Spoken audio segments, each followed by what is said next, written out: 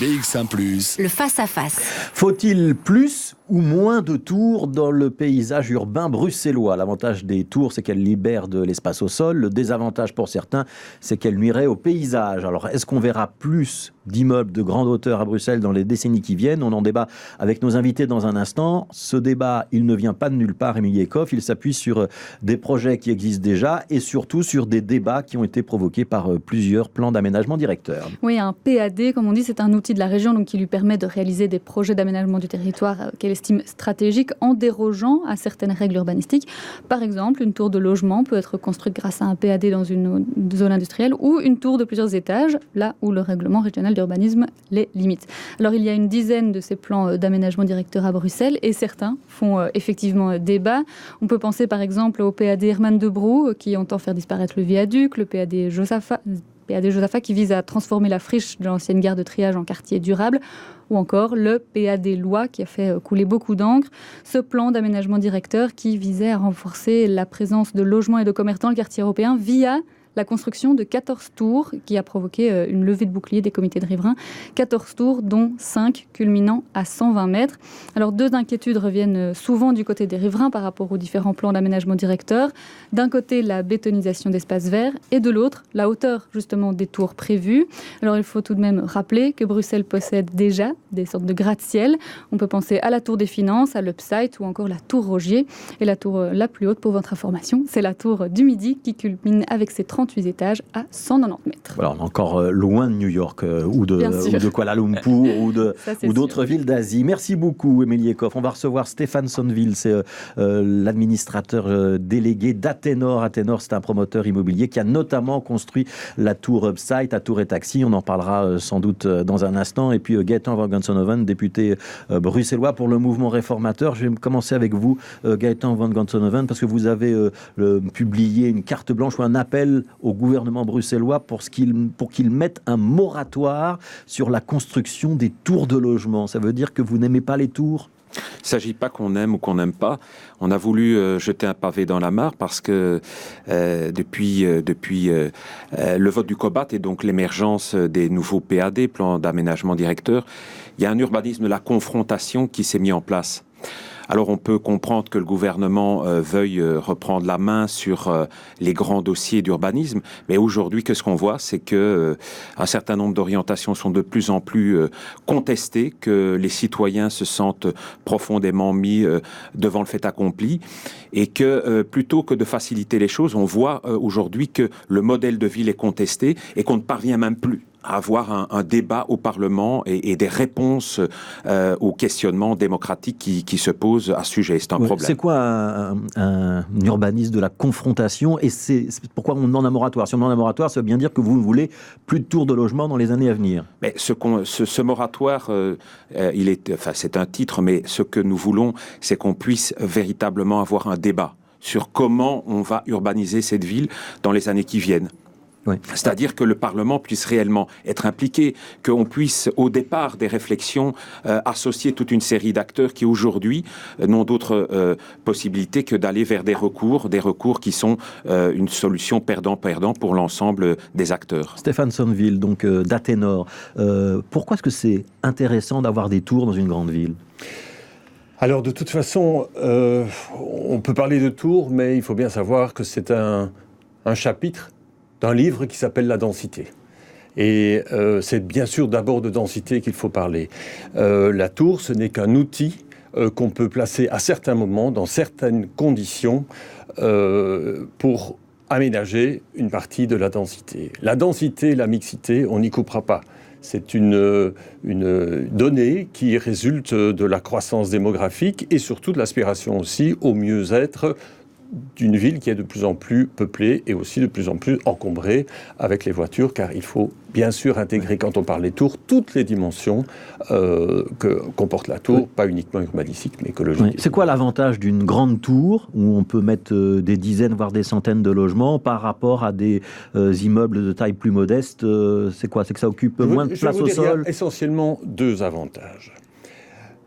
Un morceau de terrain dans une ville n'a pas la même utilité à l'endroit où il est. Donc il y a des morceaux de terrain qui ont plus d'utilité. Je ne parle pas de valeur. Je parle d'une utilité, c'est-à-dire une utilité au service de la population.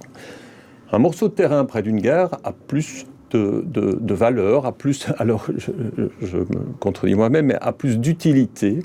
Un parcelle au bord du canal, au bord de l'eau, a plus d'utilité. Et donc, il est intéressant, à certains moments, de pouvoir densifier plus à certains endroits. Et puis, la tour apporte une variation dans le paysage urbanistique. C'est-à-dire que vous n'êtes pas pour reconstruire des tours partout dans Bruxelles? Certainement pas. Ouais, mais dans certains quartiers. Je pense dans certains quartiers à certaines conditions, et je pense que c'est une chance à Bruxelles de ne pas se retrouver comme des extrêmes, comme, je vais prendre vraiment un extrême, Hong Kong, où là, on est obligé de faire des tours. Pourquoi ? Parce qu'il y a vraiment trop peu d'espace. À Bruxelles, on peut discuter, on peut choisir. Et je pense que le débat est aujourd'hui dans la rue, et c'est une bonne chose, parce que les PAD vont être soumis à enquête publique, et c'est là que se fait le débat. Oui. Gaëtan Morgan-Solomon, est-ce que vous pouvez accréditer cette idée que avoir dans certains quartiers, à certains endroits, des tours, soit parce qu'on est déjà dans des quartiers qui sont très denses, où il y a déjà beaucoup d'immeubles, je pense au quartier de la rue de la Loi, ou qu'on veut faire un geste architectural à un endroit et libérer de l'espace autour de la tour, ça peut malgré tout être une bonne idée? Si on met des tours sur un nœud intermodal de communication, ça peut avoir du sens. Si on met des tours pour des... Donc à la gare du Midi et à la gare du Nord, vous êtes d'accord? Je traduis pour le grand public. On peut effectivement l'envisager. Parlant de geste architectural, il faut pouvoir véritablement le porter, parce que pour l'instant, je ne peux pas véritablement vous citer un exemple de geste architectural mémorable de ce point de vue. Donc voilà.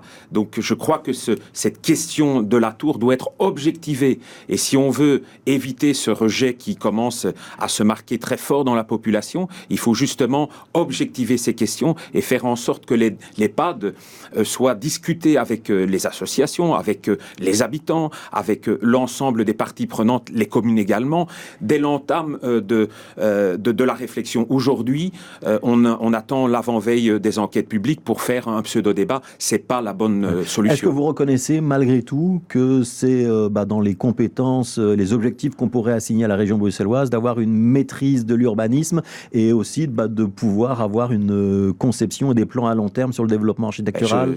Je le discute pas. J'ai été moi-même échevin de l'urbanisme et j'ai travaillé avec la région. Mais parfois, c'est souvent quand même l'opposition entre la commune et la région sur des projets de ce genre-là. Moi, j'ai fait l'exemple inverse et Anderlecht, je pense en tout cas, durant les 12 ans où j'ai dirigé cette question, on a réussi à trouver un consensus entre communes, régions et même habitants. Donc c'est possible. Mais à l'heure actuelle, le gouvernement s'obstine à un manque de transparence, à un manque de débat démocratique, et je pense que c'est une méthode absolument contre-productive. Donc c'est surtout la méthode qui vous pose problème. Cette nécessité, effectivement, de faire que la tour à Bruxelles puisse être justifiée et que l'on puisse aussi mettre les opérateurs, les promoteurs devant aussi une exigence plus grande en termes de qualité architecturale. Oui. Est-ce que vous faites une distinction entre les tours de logement et les tours de bureaux? Votre moratoire, il s'applique théoriquement, votre demande de moratoire, elle s'applique aux tours de logement? Les tours de logement ont un niveau de complexité plus grand parce qu'effectivement, il va falloir faire coexister toute une série de mixités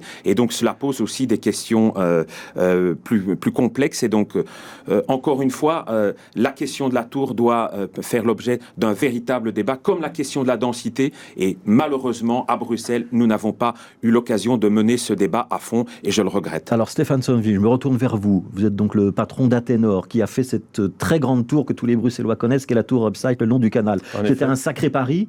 Est-ce que ce pari, il est réussi? C'est une tour de logement, hein? Alors, je vais prendre pour exemple que, moi-même étant propriétaire d'un appartement, eh bien, je peux vous confirmer que l'ensemble des copropriétaires ont fait une newsletter d'une grande qualité et qu'il y a vraiment une communauté qui s'est créée. Alors, à quoi juge-t-on du succès ou du manque de succès d'un projet? Est-ce que tous les appartements ont été vendus dans la tour Upside? Mais bien sûr. Maintenant, il y a un marché secondaire qui s'est installé. Et donc, c'est normal. C'est un immeuble. C'est-à-dire que certains ont fait un investissement et revendent l'appartement maintenant. Ils revendent, j'imagine, oui. Je ne suis plus au Et donc courant. La vie à l'intérieur de la tour, elle est agréable? Je vous confirme qu'il y a une vraie communauté qui s'est créée de copropriétaires qui distillent des activités et qui distillent des informations et qu'effectivement cet immeuble vit. Et d'un point de vue extérieur, parce qu'évidemment il y a le point de vue de celui qui habite dans la tour, mais il y a aussi celui de point de vue qui habite à côté de la tour. Eh bien je vois que le long du canal, j'ai encore regardé en venant dans dans votre studio, eh bien, je vois que des projets prennent place et qu'une vie de quartier s'installe par rapport à il y a 15 ans, puisqu'il y a 15 ans que j'ai acheté cette parcelle le long du canal. Donc oui, je pense qu'il y a de l'intérêt, mais je le répète, le promoteur que je suis dit, utilisons les tours avec parcimonie. Ouais. Comment on fait pour réussir un immeuble de grande hauteur destiné à du logement, à des appartements, alors qu'on a tous beaucoup d'images, notamment des banlieues françaises, avec ces grandes barres d'immeubles où ça a été une catastrophe, où il y avait de la délinquance, des gens qui n'appréciaient pas leur quartier, qui trouvaient que c'était plutôt mal fait. C'est quoi la différence ? Ou la bonne recette pour un promoteur ? La différence, vous venez de le dire vous-même, c'est qu'il y a effectivement, et on cite souvent la France, des banlieues avec des barres de logement. Ici, on parle de tours. Effectivement, il y a un très gros focus qui est donné sur la qualité architecturale. Je crois que la qualité architecturale, il faut avoir aussi de la compétence pour l'apprécier. Je ne suis pas architecte, donc je m'en remets à plusieurs architectes. Il y a des concours d'architecture qui ont été suggérés et établis pour relever la qualité architecturale à Bruxelles. Je suis d'accord avec ça, je suis d'accord, c'est un long chemin qui est entamé. Donc la grande distinction, je ferai entre des banlieues avec des barres de logement et des tours qui sont des objets qu'on va discuter à Bruxelles. Maintenant, la sécurité et la propreté, c'est évidemment, ça dépasse l'architecture. Mais dans l'urbanisme, tout est parfois un petit peu lié quand même. Là, bien sûr, ça y participe. Je me tourne vers Gaëtan van Gonsenhoven. Anderlecht, il y a des bars, ça existe. Est-ce que vous ne dites pas, par moment, tiens, si on repartait à zéro et qu'on pouvait effacer ce qu'on a fait ou ce que les prédécesseurs ont fait, on ferait peut-être un peu moins de bars et on ferait plus de tours ? Écoutez, par rapport aux bars, c'est sûr que l'urbanisme qu'on voit par exemple au Peterbos, on ne peut pas dire que c'est une grande réussite. L'époque Amelings, etc., elle a laissé quelques traumatismes. Ce qui est fondamental par rapport à l'augmentation de la densité, c'est qu'elle puisse être compensée. Et ce qui inquiète aussi beaucoup de riverains, c'est de voir les contraintes d'avoir beaucoup plus de personnes, d'avoir toute une série d'aménagements, mais qu'on reste souvent muet sur l'amélioration du cadre de vie, des transports, etc. On est sur une ville qu'on veut densifier, mais on ne dit pas quelle va être la valeur ajoutée d'avoir une ville plus compacte. Et en faisant cela, on crée une inquiétude légitime auprès d'une population qui demande d'avoir des vraies réponses et pourquoi pas un vrai débat qui pourrait être porté au Parlement bruxellois ou en commission. Nous ne parvenons malheureusement pas à pouvoir discuter au fond de ces fameux PAD. Ouais. Est-ce que vous êtes d'accord avec l'idée qu'une ville ou un paysage urbain, c'est aussi du rythme ? C'est-à-dire qu'il y a des quartiers qui sont moins hauts que d'autres et que pour qu'une skyline soit réussie, il faut avoir une perspective, avoir des points de repère très hauts par endroit et d'autres moins hauts ? Ça, on est d'accord sur ce constat-là ? Bien sûr, absolument. Et soyons clairs par rapport à cela, nous ne sommes pas contre les tours, mais il y a aujourd'hui un certain nombre de projets qui sont sur la table, qui manifestement tiennent plus de l'effet d'aubaine que d'une réflexion, et pour lequel on ne parvient pas à nous fournir de justification. C'est pour cela que justifier du placement d'une tour, de sa qualité architecturale et de la plus-value, c'est quelque chose qu'il faut pouvoir discuter en amont du projet. Et c'est sûr que si on attend la commission de concertation, on ne peut avoir qu'une approche de confrontation, ce que nous déplorons. Stéphane Sonneville, vous avez d'autres projets de tours de logement à Bruxelles pour les années ou les décennies qui viennent ? Alors effectivement, donc nous sommes actifs à la gare du Midi, donc où il y a un projet mixte bureau-logement. Nous sommes actifs. Ce sera une tour de quelle hauteur ? Combien d'étages ? Alors justement, grande discussion. En tout cas, elle ne sera pas plus haute que la plus haute tour du pays, qui est la gare du Midi. Donc moins haut que la tour du Midi. Ouais. C'est certain. Ça, je le confirme, c'est le promoteur qui le dit. Nous sommes actifs à la gare du Nord. Nous avons repris avec des partenaires le CCN. Et là, ce sera un ensemble mixte. Donc, il y aura effectivement des immeubles élevés de logement, mais des immeubles élevés de bureaux également et des équipements. Ouais. Parce que, pourquoi est-ce que c'est important de faire cohabiter dans un même quartier logement, bureaux, équipements, vie culturelle, commerce ? La mixité, c'est vraiment le mot qui va nous porter et qui va pouvoir proposer des réponses à pas mal de challenges des villes denses. La mixité, ça réduit par exemple les transports, ça augmente le contrôle social, puisque vous n'avez pas des grands espaces, des grands quartiers qui sont vides de travailleurs le soir. Il y a une vie de quartier qui s'installe. Il faut aussi, pas uniquement des tours de logement, des tours de bureaux, mais également des espaces publics de qualité qui seront entretenus et qui seront investis, c'est-à-dire où il y aura des personnes qui le midi viendront manger leur sandwich et le soir promener leur chien. Je caricaturise, mais la logique de la ville mixte est là. Et du commerce accessible, du commerce de quartier. Donc 2 grands projets, Gare du Midi, Gare du Nord. Pour vous, il y en aurait d'autres ? Mais bien sûr, on est très présent rue de la Loi, dans le quartier européen, qui est un quartier quand même. Et là aussi, vous allez mettre du logement ? Nous y avons déjà mis du logement, puisque nous avons fait la première tour mixte, qui est bureau et logement. Donc, les logements, une centaine de logements, 97 exactement, ont été vendus, sont déjà occupés, avec une partie bureau qui devrait être occupée prochainement par la Commission européenne. Ouais, Gaëtan Vagantson, on a bien entendu votre argument de dire que la région bruxelloise ne concerte pas assez et qu'elle ne prend pas assez le soin de discuter et de convaincre les habitants, ce qui provoque des réticences. Mais quand vous entendez tout ça, quand on sait qu'il y a énormément de Bruxellois, plusieurs milliers de familles qui sont en attente de logement, vous ne vous dites pas, finalement les tours, c'est quand même une bonne idée ?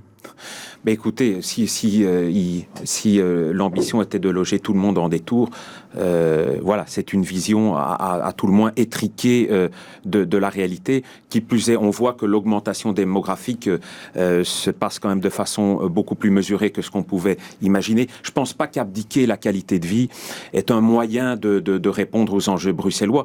Parce que, mais on peut bien vivre dans une tour, c'est ce que vient de dire Stéphane Sonneville. Peut-être, mais il faut évidemment veiller au fait que la classe moyenne ne désespère pas de Bruxelles.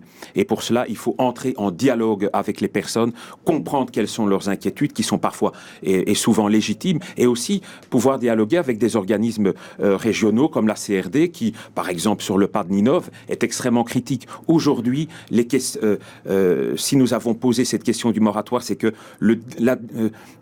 l'examen de cette question ne s'est pas fait correctement à Bruxelles, et cela pose de graves problèmes. Oui, alors, on vient de parler des classes moyennes, et notamment, on sait que les familles, elles sont plutôt demandeuses d'habiter des petits immeubles, voire une maison avec jardin. Stéphane Sonneville, c'est qui les clients de... Alors, Upside, on sait que c'était plutôt du haut de gamme, mais les tours dont vous venez nous parler, ça va être monsieur et madame tout le monde, ça va être le Bruxellois moyen, ou c'est réservé à l'élite, vos tours? Ni l'un ni l'autre. Franchement, Bruxelles est... une diversité, multiculturalité, mais il y a aussi une diversité sociale et économique. Alors, effectivement, il y a des tours ou des logements, en tout cas, qui vont être accessibles. Les logements qu'on envisage sur la gare du Midi sont des logements de niveau intermédiaire par CityDev. Oui, ouais. Donc des logements qui pourraient être vendus vers 2100, 2200 euros du mètre carré. C'est considéré à Bruxelles comme accessible.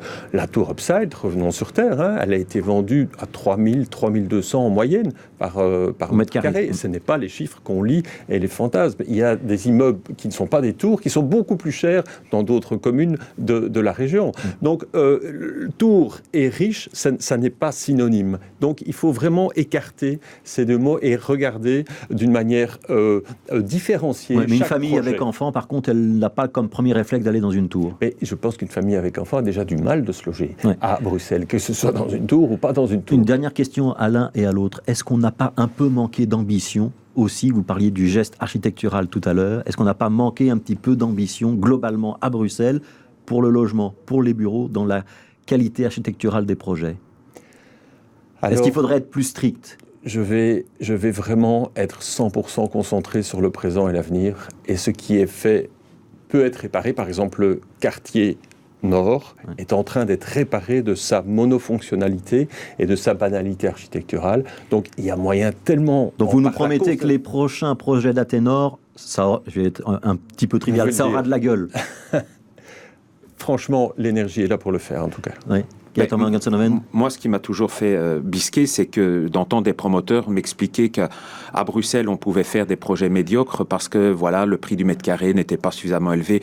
Par contre, à Londres ou à Shanghai, on pouvait faire des choses formidables. Et donc, ça, c'est un discours qui est devenu inacceptable. Oui, Bruxelles doit avoir de la gueule, mais Bruxelles ne doit pas en prendre plein la gueule. Voilà.